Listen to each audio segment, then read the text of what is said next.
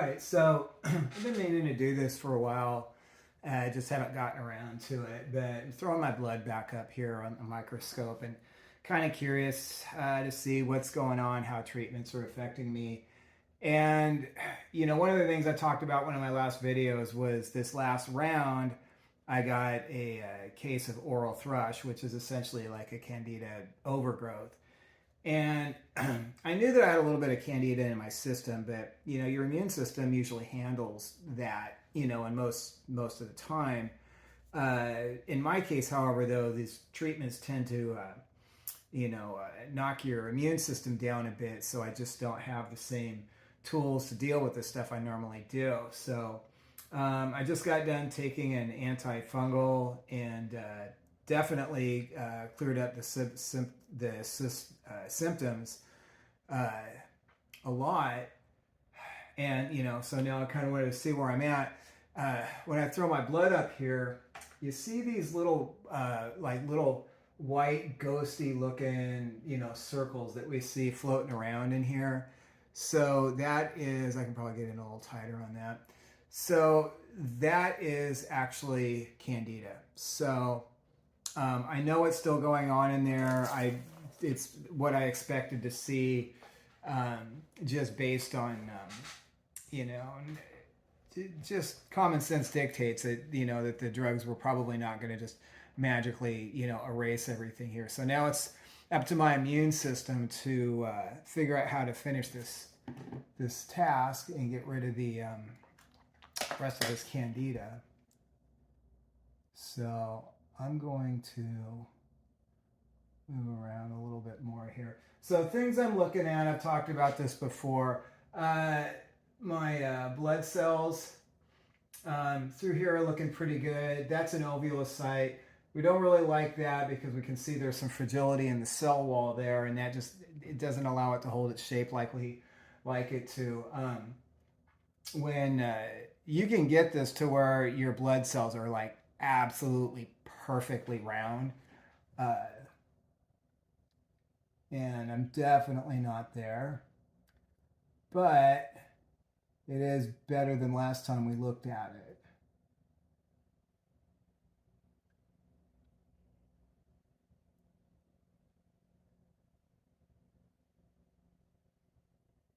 So there's absolutely no way, regardless what anybody says, to do a cell count because there's a whole staining process and it's more complicated. However, I usually see white cells floating around in here, and I know my whites that all those counts have been suppressed. I've actually had to take some medications a couple times to actually boost them up coming out of these treatments. According to my labs, everything's looking pretty good right now, so I won't be having to do those shots, at least hopefully not for a while. So yeah, definitely still dealing with the candida issue. I'm gonna kind of switch my perspective here. I haven't looked at this yet, so I have no idea what I'm gonna find.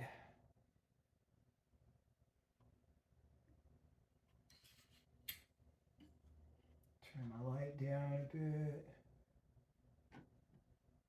Okay.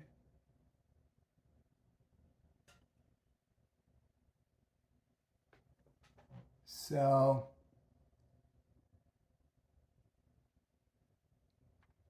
I've explained this before, but I don't expect people to remember.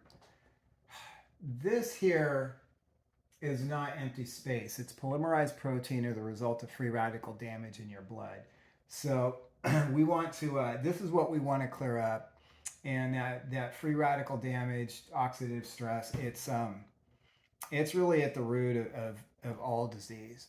And this was seeing this increase in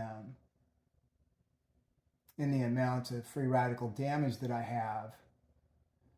I knew something was up going clear back to November, but I didn't expect this ride that I'm on right now by any means. So there's still a lot. I would have to say, if memory serves, I don't have the other slide in front of me right now. The I would say there's more free radical damage now than there was last time. That not from the cancer, but from my speculation is it's from the drugs I've been taking. I'm doing rounds of chemotherapy to try and get this stuff stabilized enough to where I can move into doing some of my other alternative treatments. And I am talking to the oncologist about that, and he's on board. Has a couple concerns about getting off of this a little too soon. Again, this is really super aggressive. So, we want to be really careful about that and make sure that my body's strong enough to start getting my immune system to start attacking this stuff so that we don't need the drugs. So that's our plan.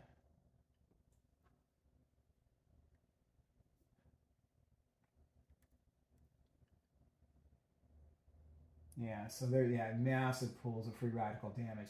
This is a lot. So,